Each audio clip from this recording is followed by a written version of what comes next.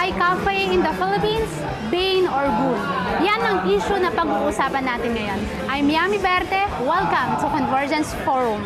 Our moderator for today is Randy Canapi. Randy? Thank you, Yami. And we're here back again at Convergence Forums. Magandang ating tatalakayin ngayong araw na ito. Ito'y tungkol sa internet cafes or better known as iCafes. Ang ating mga panauhin sa hapon na ito ay he's the Vice President for Operations and Marketing for PC Express, Mr. Jesse Tan. Beside him is the Vice President of the Valenzuela Internet Cafe, Mr. Jericho.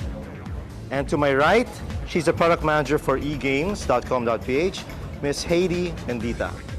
Magandang araw sa inyong lahat. Now, as mentioned earlier, ang tatalakayin natin ay iCafes. Whether, ano ba to? Boon ba to? Bane ba to? Makakabuti ba to sa Pilipino? O medyo na pampagulo lang? Una kong tatanungin muna is, the internet cafes have been around for quite some time. And obviously, it's made some sort of impact sa Filipino community. Heidi, I might want to ask you, you work for a publisher for online games, right? How has the how have iCafes played an impact sa mga estudyante? Kadalasan puro estudyante nakikita natin eh. Yes. Anong impact niya? Well, actually, iCafes definitely made a big impact, not only in the online gaming industry, but also to everybody as a whole. First of all, iCafes act as access points to our students and to our gamers. Mas marami bale yung nakakapaglaro. Kasi pupunta lang silang iCafe, tapos makapaglaro na sila. They don't need to have a computer at home because they can get access from iCafe. Jesse, you work for a hardware reseller, right? They mentioned earlier the impact it has for students. What about for non-students, mga professionals? How have iCafes influenced yung lives nila? Okay, so first of all, pagdating sa iCafe kasi, madalas, sila kasi yung nakaka-afford, syempre, since it's open for the public, no? They can afford yung broadband connectivity, which is very, very crucial for an internet cafe.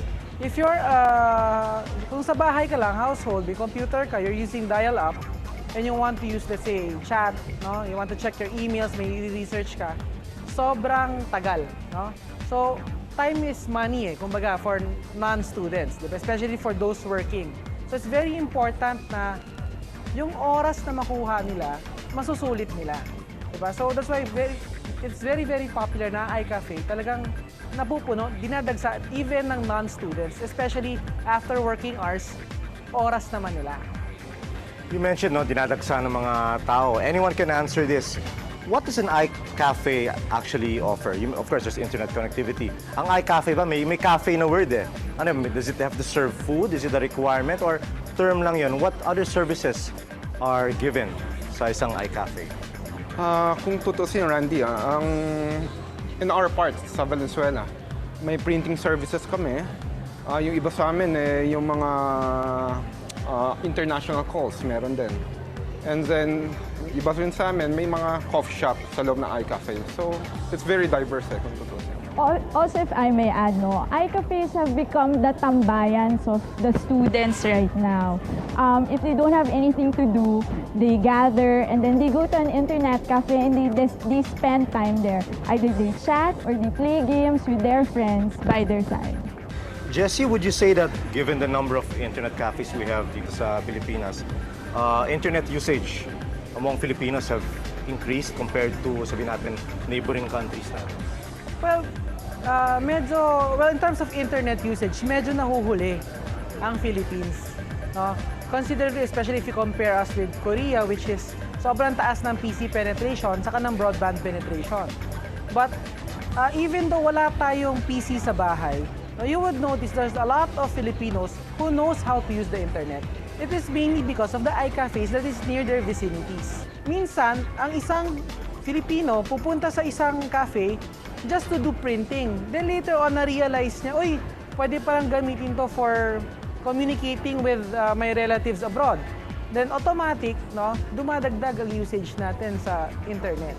Pero we're still far, far behind from other Asian countries or Southeast Asian countries that is near our area. So internet usage would be very, very much proportional to PC penetration in the market, right? Okay. Well, guys, there you have it. Thanking our guests for giving their insight into how iCafes have actually influenced the lives ng mga Pilipino. Ngunit, sabi nga nila, madami na ngayon nakakagamit ng internet. Hindi na kailangan ng PC sa bahay. So, malaki rin ang potensyal. May mga tao siguro dyan na gusto magpasok sa negosyong iCafe. Kaya iniisip rin namin, ano ba to? Ito ba isang fad lang? Ito ba isang parang shawarma o pearl shake na eventually mawawala rin? Yan ang tanong na sasagutin natin sa pagbalik ng Convergence Forums. Ang internet cafe ay naging bahagi na ng lifestyle ng mga Pinoy. Ito ay naging powerful tool in bridging the digital divide. Ngayon, alamin naman natin kung paano, kailan, sino at saan nagsimula ang internet cafe business.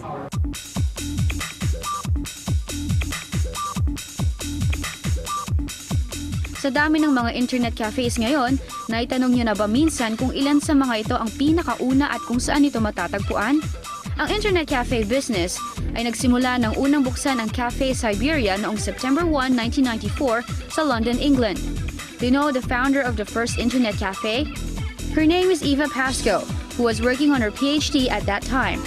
Isang araw, habang nakaupo siya sa isang coffee shop malapit sa University of London, naisip ni Miss Eva Pascoe ang idea na maaaring mag-surf ng internet habang umiinom ng kape at the same place.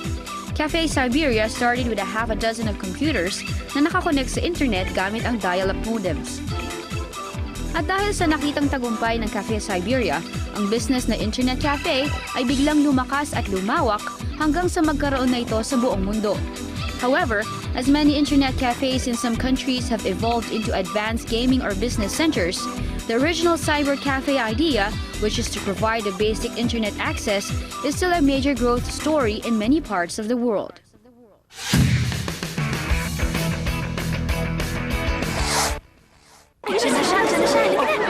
Maria, ano ba itong balita mo? Nakaka-intriga, ha? Ite-text ko sa'yo. Tungkol ba ito sa career, love life? Ite-text ko sa'yo. Sabihin mo na! Sige na nga, ite-text ko na nga. 90 centavos na lang ang text ng Globe? Sa lahat ng network. Gusto ko lahat in the loop sa chika. Posible yan, Maria! 90 centavos na lang ang text ng Globe sa lahat ng network. Super sulit! Eh pag hindi pa naman kayo nag-Globe ite-text ko na lang sa inyo.